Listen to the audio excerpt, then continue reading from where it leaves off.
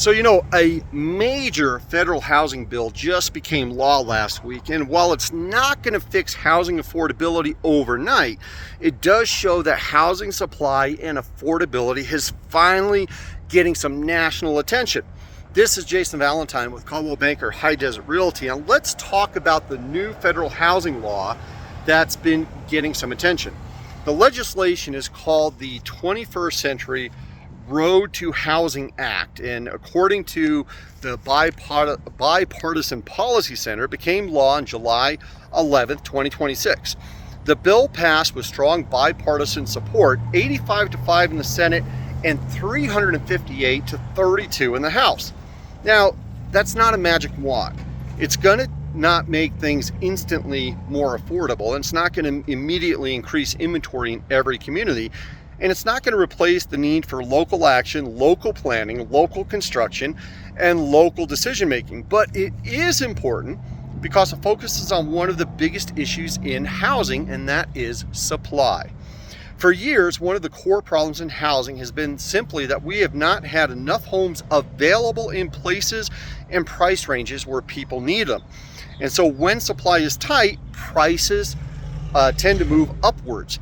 And the building is difficult, affordable housing becomes even more difficult or harder.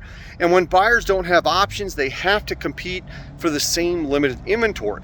This housing law tries to address that problem in several different directions.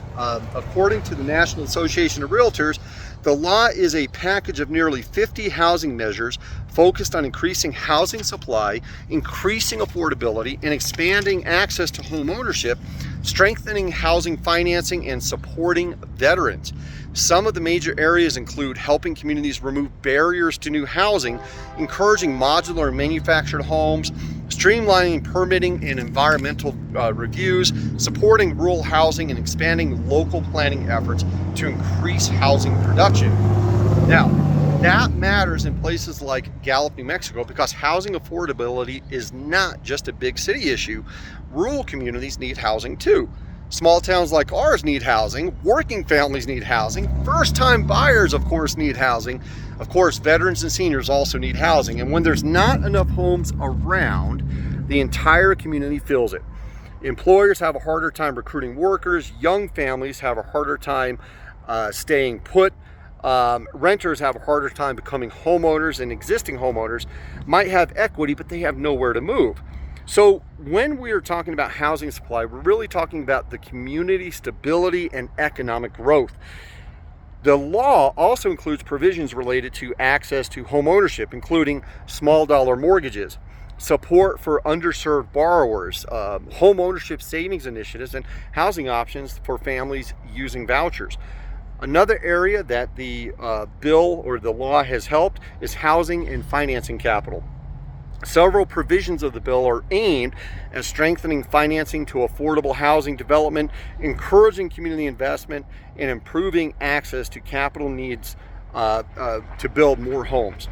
So there's a veteran component to this as well, including expanded awareness of the VA home loan benefits and added support to disabled veterans.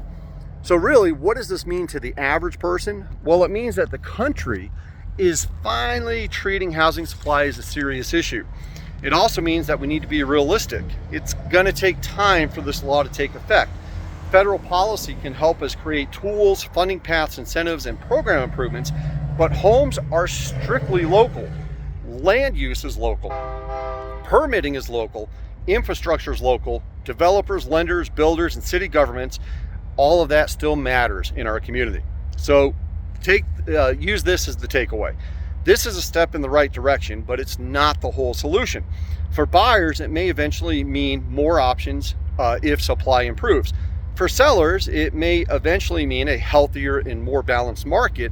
For communities, it creates more tools to address affordability, rural housing, manufactured housing, veterans housing, and development barriers. But the local market here still matters today. So yes, pay attention to what the federal housing law is, but also pay attention to what's happening right here. Available inventory, buyer demand, financing options, local construction, and homes that are actually selling in our market.